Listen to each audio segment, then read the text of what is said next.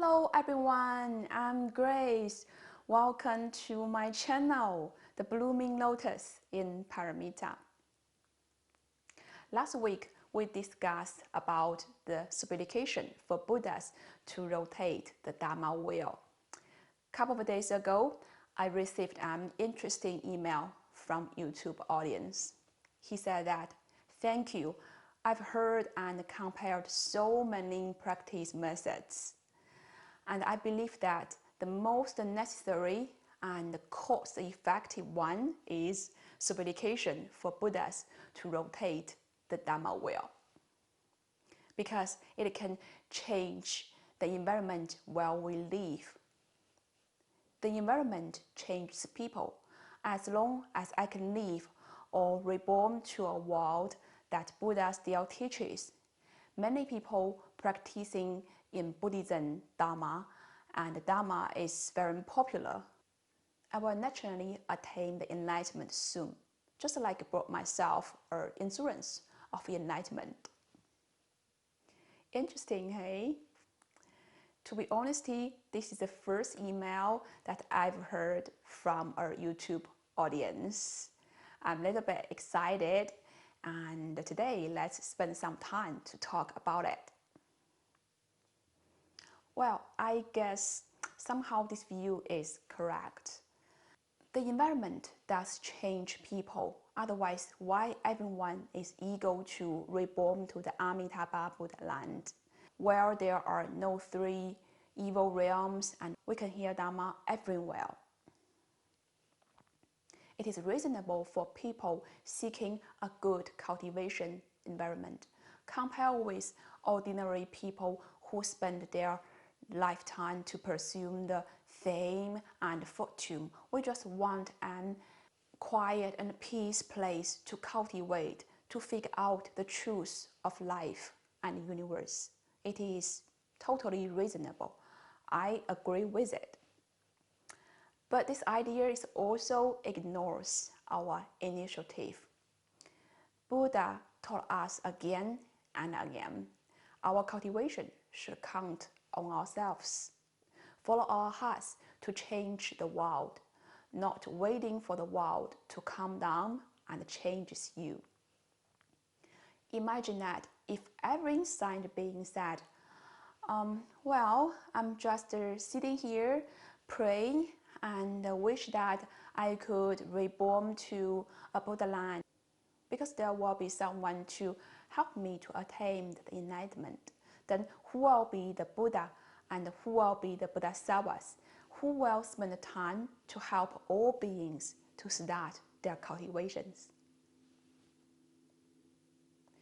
When Buddha Shakyamuni attained the enlightenment, he said, "All sentient beings, mountains and rivers, has the same wisdom and virtue like Buddha.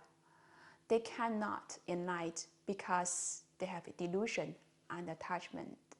If they depart from the delusion, all wisdoms will naturally come forward." He was telling us that each of our beings, whether it is you or me or a panda, a mosquito, or even a dust, has the same nature as Buddha.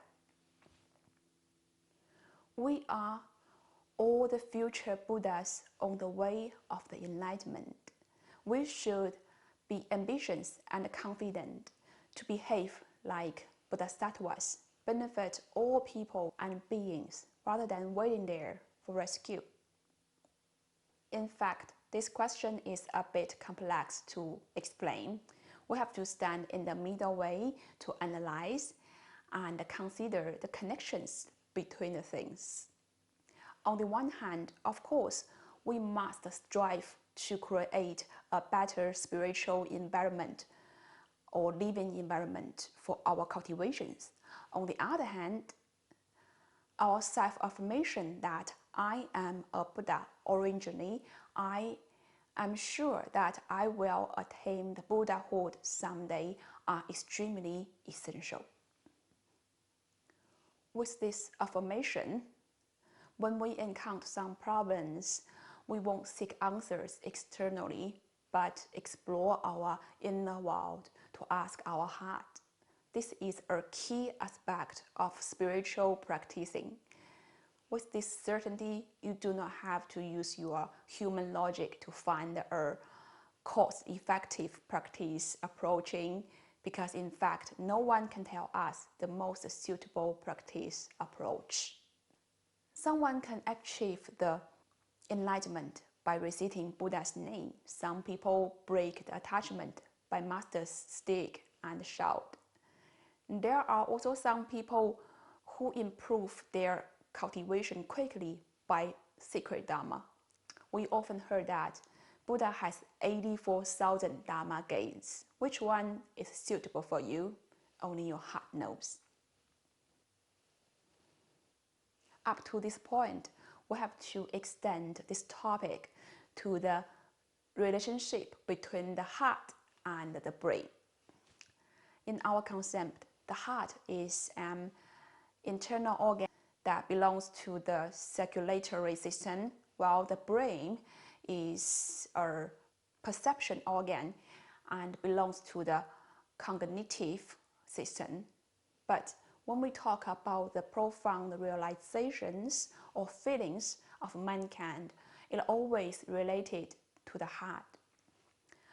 For example, when we say somebody we loved left us, we say we are heartbreak. My heart is broken, right? Nobody say my brain is broken. People always say follow your heart.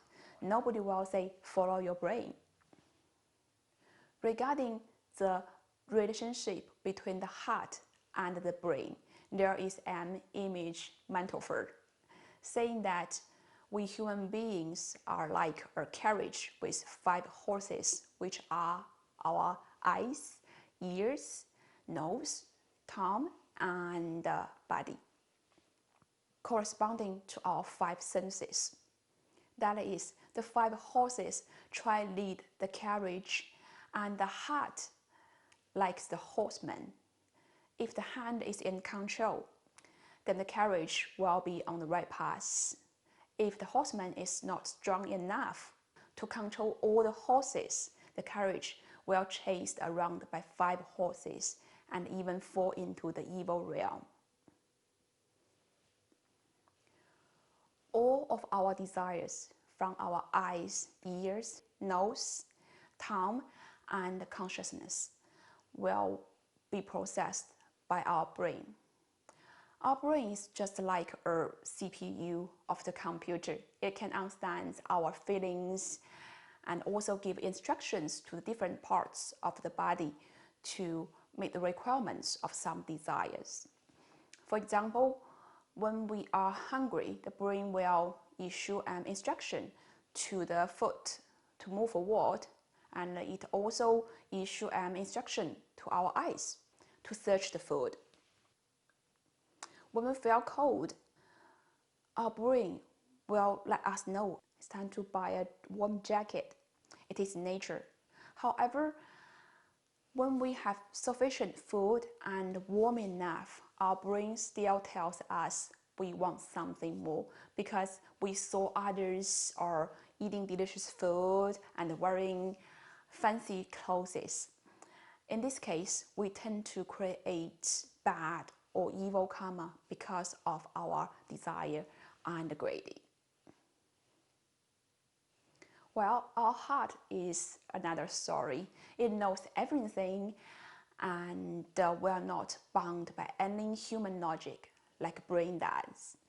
For instance, the brain believes that something like having more fortune and fame than ordinary people is a kind of success. Our heart won't believe that. However, we stayed too long in the evil world of 5 turbidities. Our heart are like an night pearl covered with too much dust, which unable to shine as we should. We like a drunk horseman who is sitting on that carriage and allowing the horses to lead us. In other words, for most people, the stronger the control of the brain, the weaker the control of the heart. Therefore, many spiritual practices emphasize emptying our brain. We have heard lots of Zen stories about stick and shout. At the moment when the masters beat you, your brain is suddenly unconscious. Exactly at that moment, you do not have any idea or thoughts. Actually, this is the moment when we are extremely close to the enlightenment. Your heart masters, nothing is there. The masters often say that the heart is Buddha and the Buddha is your heart. When our mind gradually becomes the master, we are approaching the enlightenment step by step. So, back to the question we discussed today. Which method is the most suitable for you? We should experience this and find out the answer by our heart rather than using our logic to analyze. Well, this is our Dharma talk today. I hope everyone can feel unrestrained and fulfilled with the joy from Dharma every day. Thank you so much for your listening. If you like my channel, you can give me a like or subscribe it. If you have any questions or suggestions, you can find me in the links of my YouTube page. I'm Grace. See you next week. Bye!